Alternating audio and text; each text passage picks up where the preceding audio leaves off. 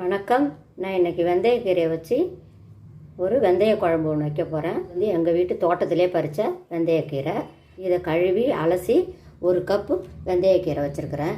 அப்புறம் ஒரு தக்காளி, சின்ன வெங்காயம் கொஞ்சம் அரிஞ்சு வச்சுருக்கிறேன். ஒரு எலுமிச்சைப்பழம் அளவு புளி, சிறு பல் தேங்காய் கொஞ்சோண்டு, 10 பல் பூண்டு, தனி மிளகாத்தூள் கொஞ்சம், குழம்புத்தூள் 2 டீஸ்பூனு, மிளகு ஜீரகம் கொஞ்சோண்டு, தாளிப்புக்கு மிளகு ஜீரகம் வெந்தயம், இது 3. இப்போது இந்த கீரையை வதக்கி எப்படி அரைச்சி பேஸ்ட்டாக வச்சுக்கலான்னு பார்க்கலாம். அதுக்கு அடுத்தது ஒரு காஞ்ச மிளகா கொஞ்சம், ஒரு 4 காஞ்ச மிளகா தனியாக வச்சுக்கணும். இது இப்போ வறுத்து அரைக்கிறது எப்படின்னு பார்க்கலாம். கொஞ்சம் போல் நல்லெண்ணெய் விட்டுக்கலாம். 4 காஞ்ச மிளகா, கொஞ்சம் வெங்காயத்தையும் போட்டு நல்லா வதக்கிக்கலாம். பூண்டு பல் 2, தக்காளி அதையும் போட்டு நல்லா வதக்கிக்கலாம். தேங்காய், மிளகு ஜீரகம், புளியை கொஞ்சோண்டு வெந்நீரில் ஊற வச்சு இது மாதிரி வச்சுருக்கிறேன். அதையும் அது கூட போட்டு அரைக்கணும்.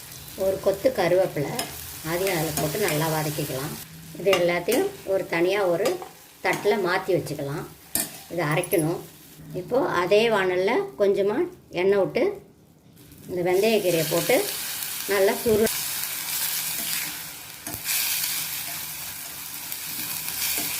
கீரை நல்லா வதங்கட்டும். அது வரைக்கும் இந்த அரைச்சி வச்ச மிளகாய், வெங்காயம், தக்காளி, பூண்டு, தேங்காய் எல்லாத்தையும் மிக்சியில் போட்டு அரைச்சிட்டு வந்துடலாம். புளியை தண்ணியில் வச்சு கொஞ்சம் நேரம் சுடு தண்ணியில் ஊற வச்சுருக்கேன். அதையும் இது கூடயே போட்டு அரைச்சிட்டு வந்துடலாம். மிக்சியில் போய் அரைச்ச விழுது இதை எடுத்துகிட்டு வந்திருக்கிறேன். இதை தனியாக ஒரு தட்டில் வச்சுக்கலாம். கீரை நல்லா நல்லெண்ணெயில் வதங்கிடுச்சு.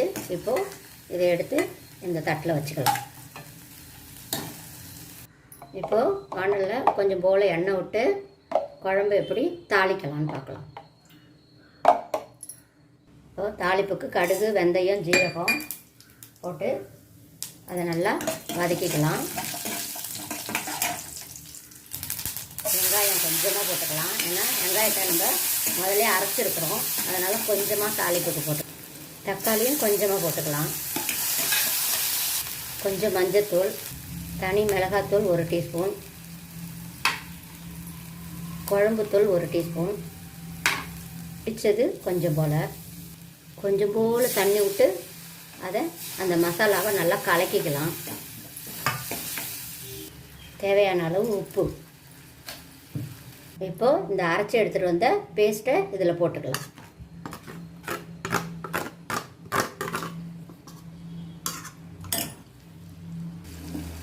நல்லா கலக்கி விட்டுடலாம்.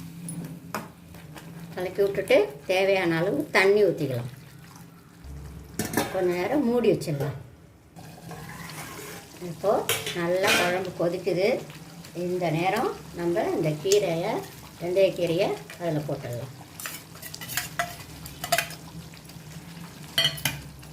போட்டு நல்லா கலரி விட்டுடலாம். அவ்வளோதான், வெந்தயக்கீரை குழம்பு ரெடி.